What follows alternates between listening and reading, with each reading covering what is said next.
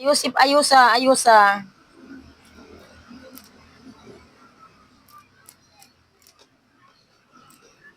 Uy, sapa na. Wala na. Oh. Ano ang tawag dyan? Anong tawag dyan sa gulay na yan? Malunggay. Malunggay. Very good. Alam na alam talaga niya mga guys, kay palibasa nga yan ang among ulam palagi. Tsaka kumakain din yan siya niyan.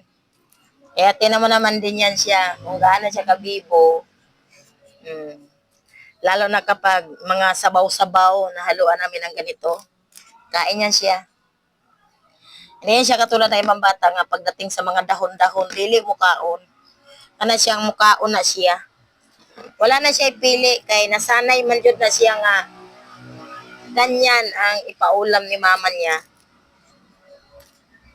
So, amo ni siyang gataan. Aha. Gataan amo ni siya. Kay parang nga lami.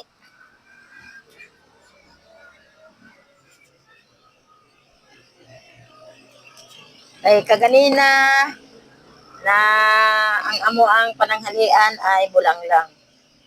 Saluyot, alugbati at malunggay. So karon na pod ginataang malunggay na pod. So ganun lagi talaga ang amo ang mga sudan permi diri sa bukid. So wala man tay lain. Ang kagandahan na lang yan ng among sudan kahit nga ganito palagi. Hindi na kami bumibili, guys. Tulad nitong malunggay, hinihingi lang namin to. Tapos kung mga saluyot naman, di na ako kailangan manghingi, di na ako kailangan mabili. Kaya meron akong garden dyan sa likod sa akong bahay. Nangunguha ng katulad ng aking ulam namin kaganina tanghali. Ay, bulang lang. So, di ba? So, sa sunod na mga araw naman kasi para hindi naman naging mukhang kawawa ang ako ang mga tanim na saluyot at alugbati. Sunod naman na mga linggo, ako maggulay ulit. Wow, ang hahaba naman ito. Ang haba naman. So, check upin na lang natin yan mamaya. Ang mga gawa niya kasi tinamo. So, at least natututo siya kung paano maghimay. Di ba? So, at least marunong na ikaw maghimay nulo.